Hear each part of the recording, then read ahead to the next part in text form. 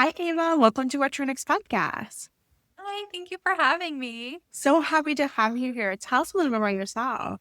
So I am many things. My goal in life is to be the main character in like a Nancy Myers Yes. like movie where like they've lived like 5 lives. And so I am a mom, I am a writer, I work in medicine, I do a lot of different things. I find myself often kind of just like pulled into new passions, but writing has always been kind of a steady one.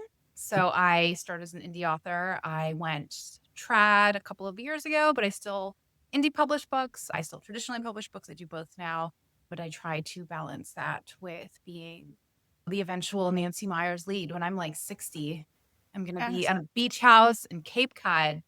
Yes. With the grandma, like the beige With the attire. shawl. Yes. Yes, with, like, the beautiful cashmere, like, shawls and, Yes. like, cardigans. And the music. You gotta Yeah, have oh some my god, the music, the soundtrack. hydrangeas everywhere. Yes. It's a whole vibe with Ina Garten's food. Yes. Beautiful food. You gotta have that. Like all these different things. Yeah. That'll be my bakery era when I Yes. decide I'm gonna be a baker next. You can practice by writing about it. So you do the research and then you write about a baker and you're like, I'm practicing for that era, like manifesting that. Well, I do write about a lot of food. Most of it is not sweet because I'm, like, a savory Yeah. person, and so almost all of it's, like, savory food, but I will dial it back because to fit the Nancy Myers aesthetic, I do need to make pastries. I believe It is. it's one of the rules. So how do you balance it all? Like in terms of writing, your motherhood, career, like just, and also living in the 2020s, which is a terrible time. Yeah, no one wants to be here, truly. Yeah. I think one, it's kind of a matter of what you prioritize. I hate sounding like one of those like girl boss, like you can do everything books, but I will say the most productive time is when I'm busy. So when I Yeah. am balancing motherhood, balancing being a good partner, balancing my career, balancing writing and reading and all of my other passions and my social life, I find I get tons done on those days. But the days where I'm like, I don't really have much to do, I just fall on into myself. And so I think one of the like key things is being busy, like staying busy. Yeah. And so I use a schedule because I'm like hyper type A. So I have a nice color-coded schedule and I usually carve out some morning time to write. I can't write if like I'm a vampire. I can't write if it's sunny outside. Like Yeah. need to like draw the curtains and the organ plays in the background. No, I generally write early in the morning and then that leaves kind of my day open for all my mom stuff, all my work stuff, trying to be like healthy and work out and go outside and touch grass. Yes. And then usually at nighttime is when I'll pick back up writing, editing, or occasionally when it's like marketing season for a new release, I'll sit on Canva and make assets for social media. But it is a balancing act. And there are some days where I'm like, this is too much. But I've done the opposite where I've taken time off and decided, okay, I'm only going to do one of these things, like either taking time off from writing or taking time off from my career. And I find I just get less done. Yeah. Yeah. Because I think it's easy to kind of fall into, not that there's anything wrong with being slow and taking your time with things, but there's almost this like trap of it where I become a sloth and I don't do anything. I think paralysis. It's just you have way too much time. You have decision fatigue, and you're like, "What am I supposed to do with my time now?" Like you have the open space. Sometimes you know. I think it's a Pareto principle. If you have 2 hours, you'll conduct the task in 2 hours. But if you have 15 minutes, you can conduct the same task in 15 minutes. But your activity expands by the time available that you have, and so it feels like you're not. That's why sometimes it's helpful to have multiple things. Yeah, I'm having like confirmed deadlines, Yeah. not just long term with like manuscripts, but even like my days when I schedule my day, I give myself like a little less time than I expect to need. Yeah. Only because I know in that middle time, I'll do something like I will be tempted to scroll or I'll be tempted to do something else. And knowing that I kind of have a clock on me, I'll finish the task and then I'll go scroll. Because there was a time where I looked at my like social media usage and this was like my sloth era. And it was like 5 hours in a day. And I was just like, how? Right. And it's just like all of those like little gaps where, and like you're doing nothing. Truly on there. You're just scrolling and either like working yourself up for no reason. Yeah. Like falling further into the pit of depression because everything is terrible on social media. Like nothing's good. Yes, yes. I realized I was like, it feels like a binge. Like it feels like just go scrolling. You numb yourself out, you feel despair, or you find you're consuming so much information that you don't know what to do with it. If you're on TikTok, I feel like you're watching other people's stories and gossip and stuff, and you're like, oh, well, I'm gonna talk about this. Right, exactly. And so that's like I schedule in time, especially now. I don't practice. I work remote now. And so I don't see a lot of people face to Yeah. face. And so now I'm like, I have to make sure I like see anyone other than like my immediate family and my dog. Yes. When I live in the city, so it's helpful whenever I leave the house, I'm running into people. Even so, it's one of those things where you have to be very mindful. Yeah. And I will say I got the Brick, which is like just an app that like locks your social media Yeah. for until like you walk to the device and physically unlock it. And the device is on my fridge and my office is 2 floors away.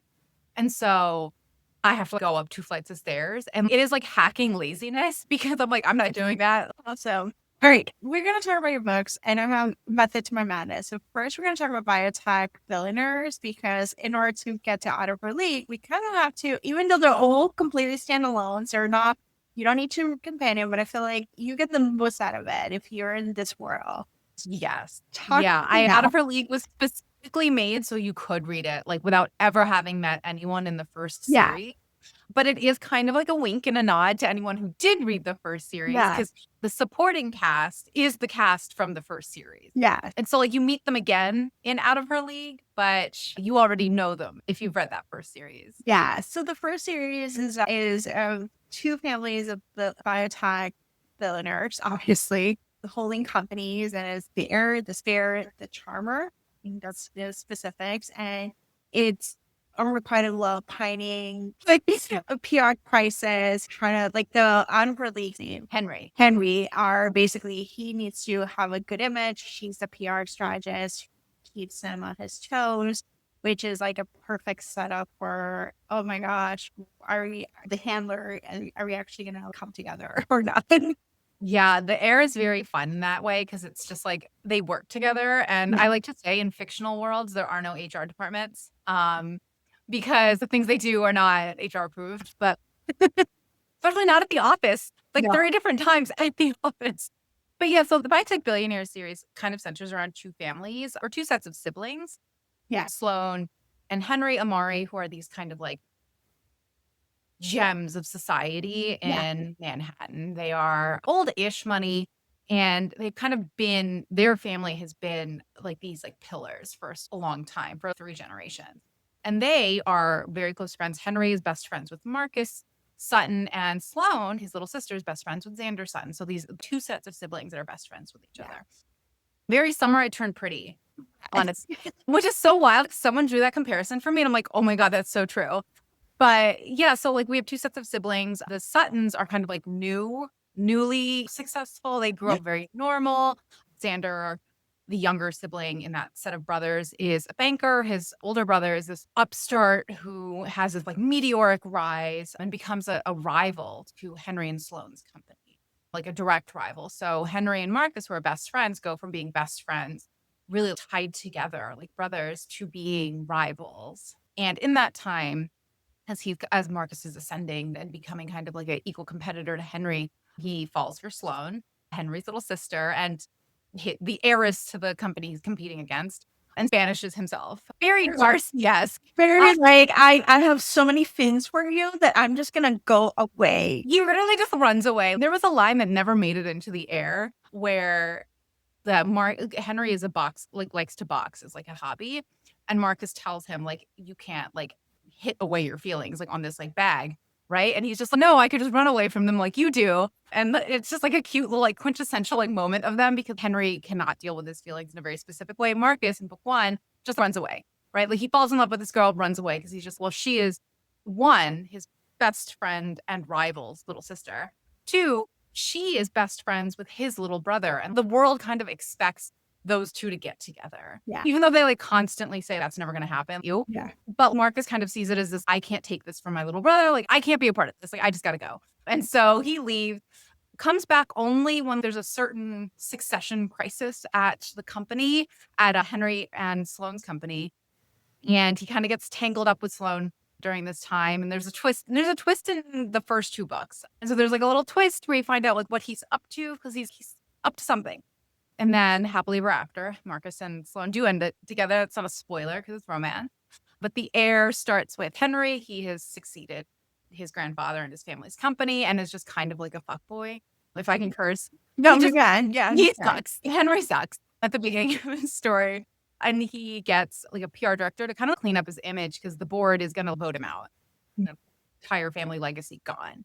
And so they get like the best in the business, who is Selena Montez. And she has like her own kind of like skeletons. She has a lot of secrets that she's keeping to herself to protect herself, doesn't like the world of like high society. It's hurtful in the past. And so she just wants to leave it. Henry's like account is the last thing she has to do before she can go. So she's easy. I'm going to clean this mess up and then I'm going to go. Obviously, that does not happen. There's scandals and lies and backstabbing in the air. A couple of twists. I love putting a twist in You the were book. so good. Those twists. I think there were two twists in the air. And I don't think anyone, I remember sending it to an editor. And every time I send a book out, I'm like, did you guess the twist before I gave it to you? And in Henry's, I had like multiple people like texting me being like, oh my God. And I'm like, yes. And so Henry's problem is essentially that he has fallen for his PR director and he is a PR mess, right? So like it's one, bad enough to fall for an employee. Two, you're already kind of a red flag and your board wants to fire you. Don't do that, right? And he does. And so we kind of watch them figure it out and Selena's secrets come to light and they have to deal with that. And then The Charmer was a book that was like never supposed to happen. Yeah. Everyone fell in love with Xander in book one. And I had to write a few things in book one like a month before publication just to make an open-ended chance for Xander's story. Okay. And then as I was writing book two, I wrote book two knowing I had to make Xander's story because everyone was attached to Xander. So I did. So for Xander, originally it was going to be a second chance romance with X, but I had Penelope, the female lead in The Charmer, be kind of like his confidant in that book, right? Like someone he go to for help. And honestly, they fell in love. And I don't even know, like, I know they live in my head. I can change them, but I can't. I put them in scenes together for her to be like ear for him to talk to and like a shoulder to lean on. And they just fell in love. And so I rewrote the book. That book I wrote twice. Oh my gosh.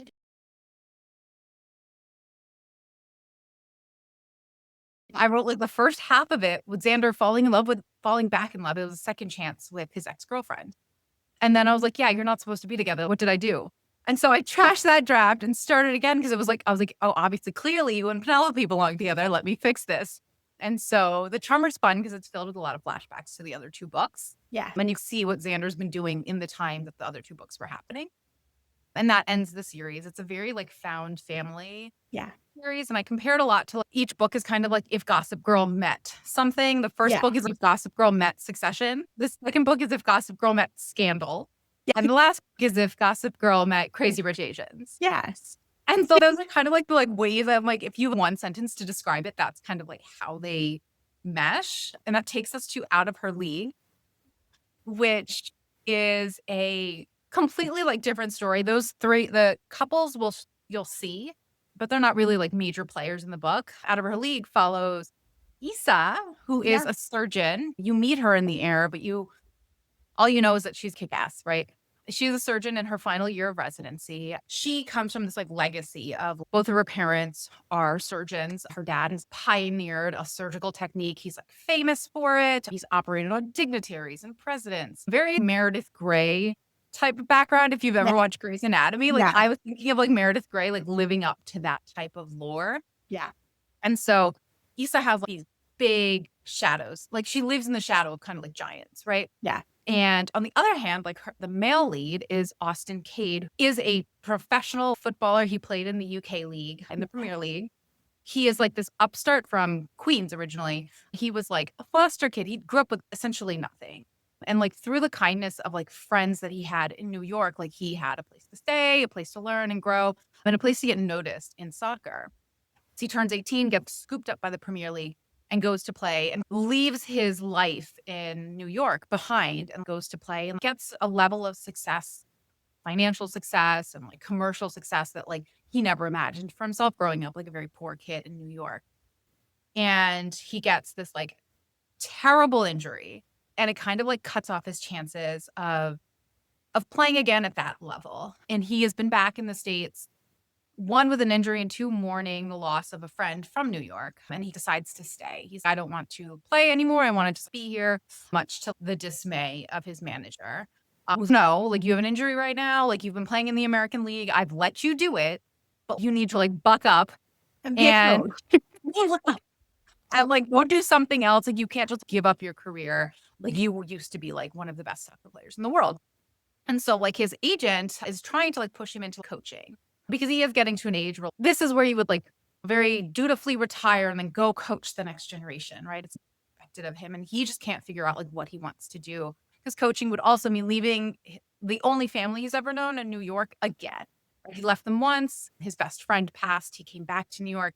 And now he has to leave them again. And he kind of has this emotional block to doing that. It's the off season. He was just injured. And so he meets Issa, who is this like tornado of a person. And Issa finds out right at the start of the book that her best friend, who's getting married, has invited her ex, like by accident, kind of. Her ex is a +1 to a socialite that's attending the wedding. And it's not just that her ex is going to be there, but her ex, who kind of like always made her feel like she was putting her career ahead of their relationship, is engaged now, right? And she has always put her career first, and she's going to this wedding where she is the maid of honor, and her ex, like the one that got away, is going to be there with his new fiance, kind of proving his point, right? What were you left with? I have a fiance, and she's beautiful, just wonderful, and you have your career and you're all alone.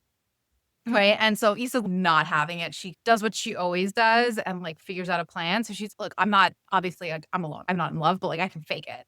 And so she kind of like tries to figure out like how she can, like who she can take or like what she can do to save like, face essentially. Yes. And it kind of like dawns on her during an auction that she's like, oh, who used to love like soccer? And you know who, like, I happen to know a soccer player because she was the surgeon on his case. But she's, you know, it would be great if I take this soccer star that like my ex used to love, right? Like he was Austin Cade's biggest fan. Like she's, I can take him to the wedding, make my ex like make the skin melt off his face. And then like Austin gets like FaceTime with some important people because like he's trying to like move along in his career. Issa gets to watch her ex have a mental breakdown. Everybody's happy. And the wedding they're going to, it's Issa's best friend who's marrying like the richest guy in New York. So it's this like, fabulous wedding that takes place in Paris and in the Vosges Mountains, right on the like German border of France. And so it's this gorgeous wedding. Like, who wouldn't want to go? So he's great. We'll be pictured. It's just going to rub it in my ex's like nose that like I am with like an all-star athlete, right? And Austin kind of like averse to just about everything, anything and everything. He's going to be sad. He doesn't want to do it, but he kind of does. He gets kind of like a kick in the butt to like do something with his life. His agent might drop him. And his best friend in New York is, look, like you are insufferable. Like you need to do something. Just go to this wedding, make a connection with something or someone or like in media or coaching or someone, right? Like, just like you need to get out of this rut and just be amongst the living. And so Austin goes along and he's fine. Like, I do need connections. And like this wedding is filled with all the rich people that kind of have the connections he would need. And he's fine. I'll go. It's a week. It's not a big deal. And like maybe it'll kick me out of just like the general sadness that he walks around with. And they go to the wedding. And as one does, you forget to have two separate bedrooms because why would you? You're together. So there's a bed, there's only one pillow wall for safety, and nothing happens. Absolutely nothing happens. Nothing.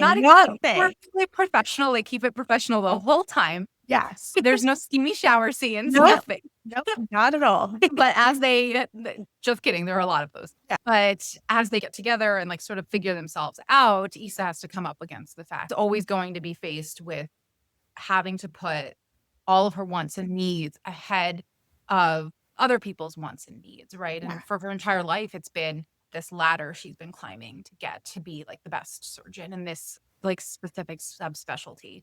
And what she sees, and as she like gets to know Austin, is like she sees a person who's done the exact same thing in their career, right? Austin kind of climbed to the top of the ladder, and all he wants now is to get off, right? He's, I'm done, right? Like very much just it's like almost like warning her, like it is not worth it, okay?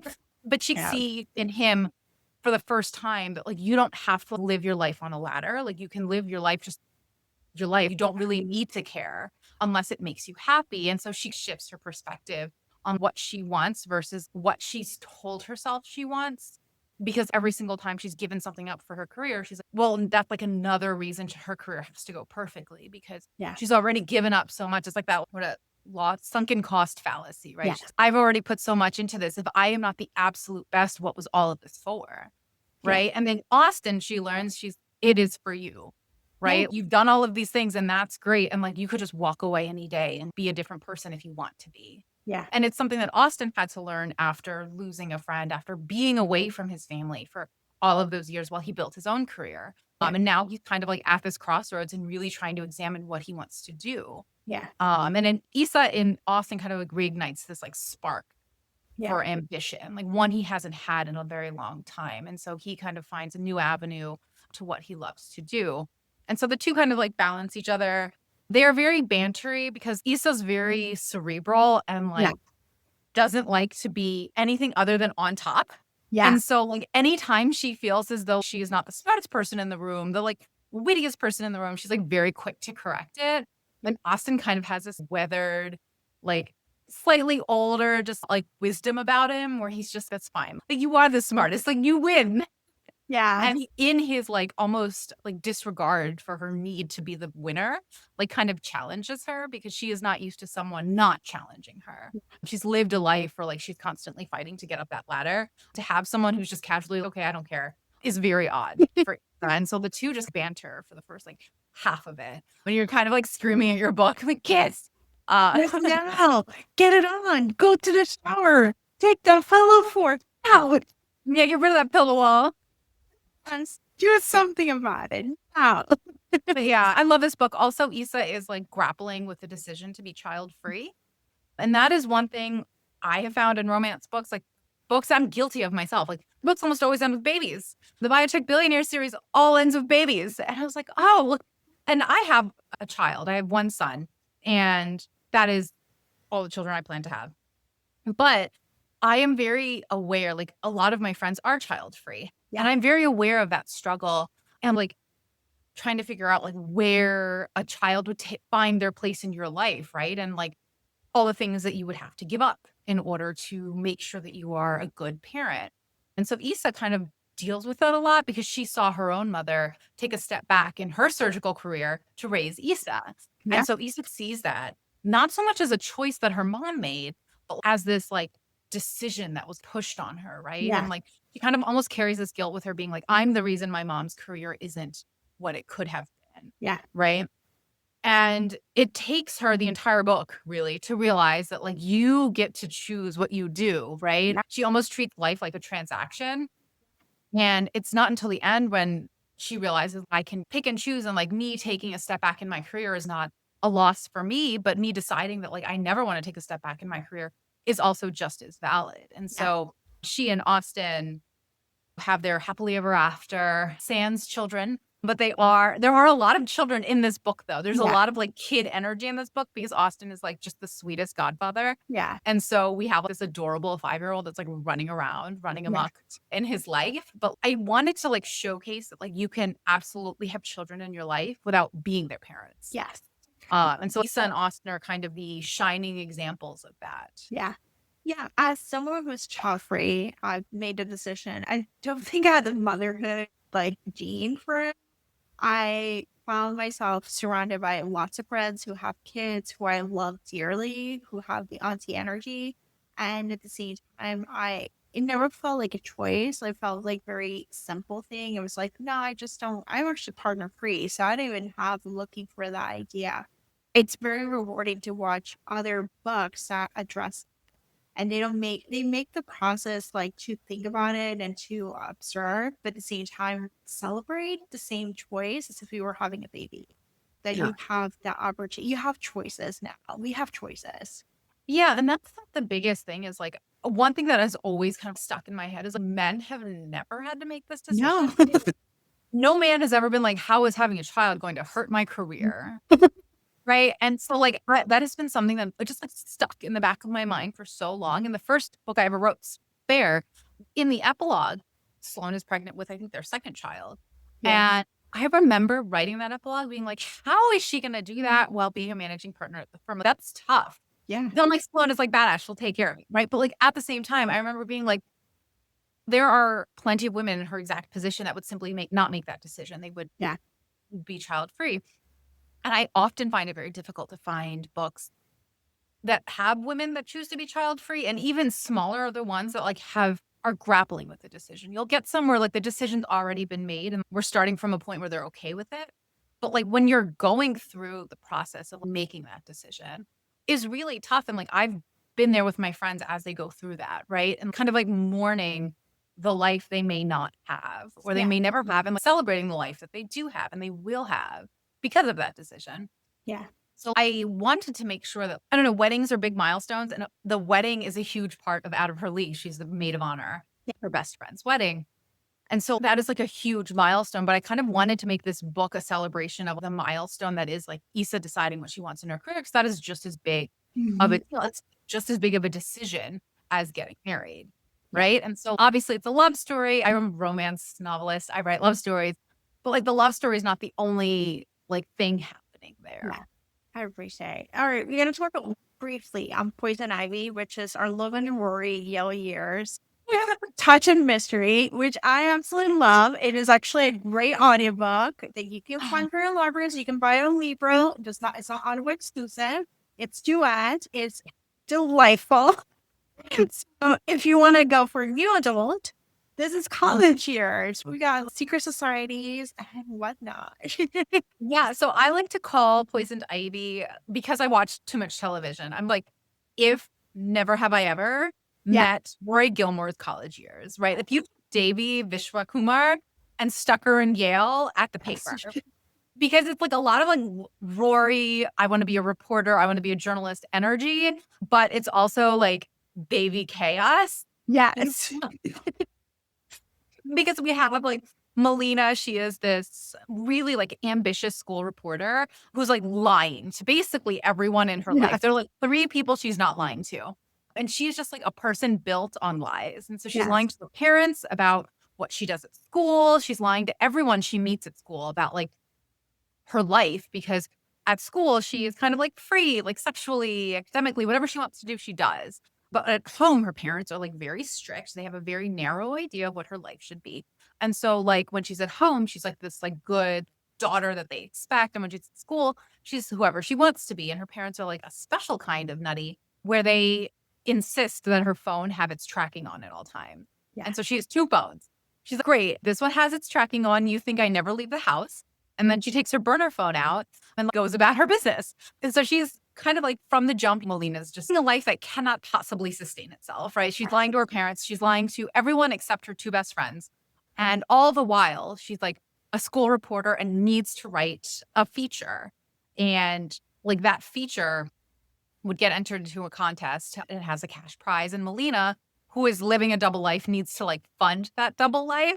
Yeah. Because like the costs add up to like burner phone, burner bank account, all of these things her parents don't know about. And so she's like, look, I'm going to write this article. I'm going to win this award because I'm great. I'm great at everything. No one can tell me otherwise. And she's set on the idea that she's going to win. She just needs a really good story. Yeah. And she gets delivered a good story when an invitation to a secret society arrives at her door. It arrives for her roommate, Sabrina, who is like the daughter of a political dynasty. And so obviously it's not coming for like regular person Malena, but Sabrina is away for a semester abroad.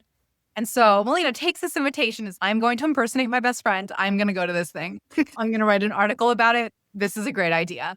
And so she goes, she puts on the mask. She attends this like secret masquerade that takes place in the clock tower by campus. And it is 3 minutes before someone clocks her as not Sabrina. And the person who clocks her is Conrad Hastings, who is Logan Huntsberger, who is, I like unapologetically is Logan Huntsberger. It's lovely. It's a lovely I was like, when I wrote it, I'm like, oh, this feels like Logan. And then I'm like writing, I'm like, oh, wow, this sounds like. But I fixed him, if anyone's concerned. But Conrad Hastings is a member of the secret society. He is also a member of the paper. He just doesn't do his work for it. So like he never shows up there.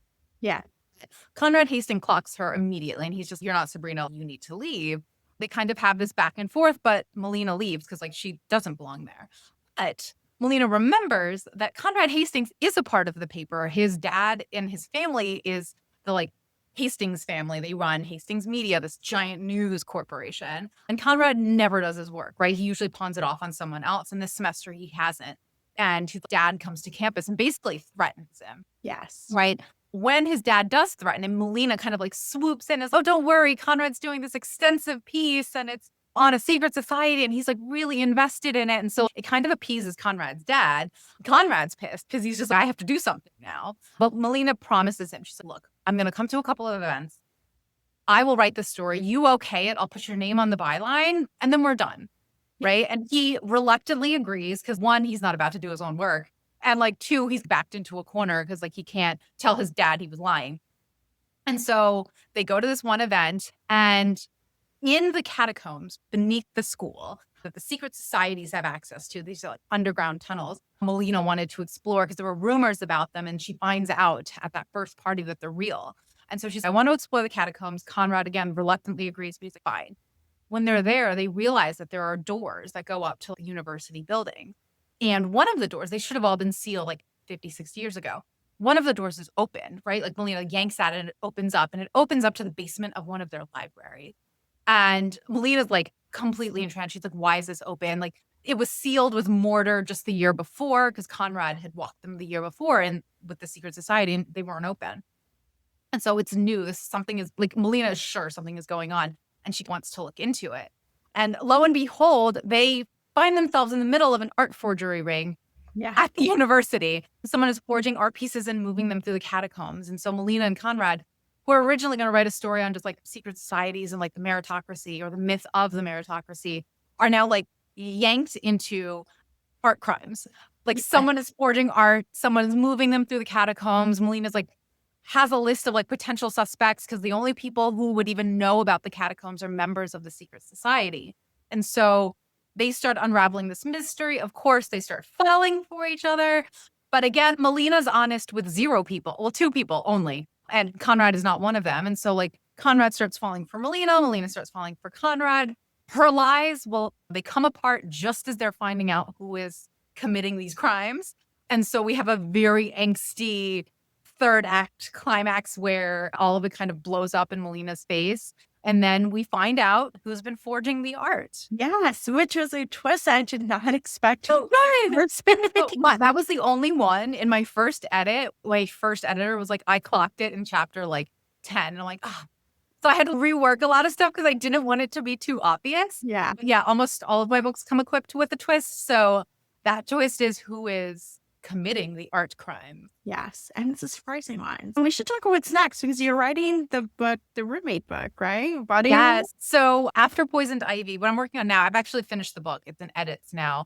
Poisoned Ivy is the first in the Legacy series. Yeah. And the next book in the Legacy series is called Gilded Lilly. All of the titles are like a past tense verb and a plant. So it's Gilded Lilly. It is Sabrina's book. So Sabrina is Malena's roommate who education was for, but Sabrina was abroad at Cambridge for a semester abroad. And so we are going to learn about what happened at Sabrina's semester abroad because Sabrina and her family are modeled after the Kennedys. Yes. And so Sabrina's a part of this like really decorated political dynasty. And her dad is running for president. In Poisoned Ivy, her dad wins. Yes. And so Sabrina, right before she leaves for Cambridge, gets assigned a Secret Service agent because she might be the next first daughter. And then during Poisoned Ivy, we learn that she is the upcoming first daughter. So she is a Secret Service agent. And in Poisoned Ivy, you actually see him briefly. Agent Emerson, who is grumpy and like brooding. And Sabrina and Agent Emerson have an entire semester alone together at Cambridge where nothing happens, not a thing. So it is the next book in the series. Sabrina is a very anxious, kind of like a homebody type. Yes. And Agent Emerson is just grumpy and broody and all of the things we love in a bodyguard. But yeah, so there is also a crime and a twist in that one. Yeah. So when Sabrina is abroad, she starts dating a duke, a British aristocrat who is like charming and wonderful. But Agent Emerson has like qualms. He is suspicious of this Prince Charming type man. And at first, he's just suspicious because he is a good agent. Later, he starts getting suspicious out of maybe some jealousy. But, as Sabrina and the Duke get closer, Agent Emerson starts kind of like unraveling something going on with the Duke because he doesn't seem quite right. And we have another suspenseful third act. But as he's trying to figure out the Duke, Sabrina and Agent Emerson are drawn to each other, even though they're not supposed to be. So we have a very tension-filled book 2. Oh my gosh, I'm so excited because it's angsty. You're not supposed to be together, forbidden. And then there's the twist. I love the fact that you have twists that just basically just keep you going. You're like, what does it mean? What am I supposed to find Right. out? And they'll I'll drop little hints about what's going on. And they'll make all of the sense when you get to the end and you get to the twist. Yeah. But yeah, there is a twist right at the end. And it's a lot of fun because I don't know if you've ever watched Anastasia. It was like my entire personality growing up. But there is a good amount of the book is Agent Emerson, his name is Jace, just kind of like watching Sabrina be with someone else. And at first it's like annoying. And then you see it like slowly like making him crazy. And so it's like very like Dimitri being like, oh, I can't have you. And even worse, I have to watch you with someone else. And so it's like very angsty and yearning. It's, oh God. No. So excited. I am so excited for this book. I'm just pre-ordering. And once you have it available, that's one thing I'm going to be doing. So, Ava, tell us where you can find you online. You can find me at author Ava Rani, basically everywhere, TikTok, Threads, Instagram. That same hello at authoravarani.com is probably a better mailbox, but you can always reach me there. I have a contact form on my website. If ever you want to reach out, you can. So, Ava, thank you so much for being on the show. Oh, yeah. Thank you for having me. Thanks for listening to the What to Read Next. For more book lists, cozy reads, and library tips, visit the whattoreadnextblog.com. Your next great read might be waiting there.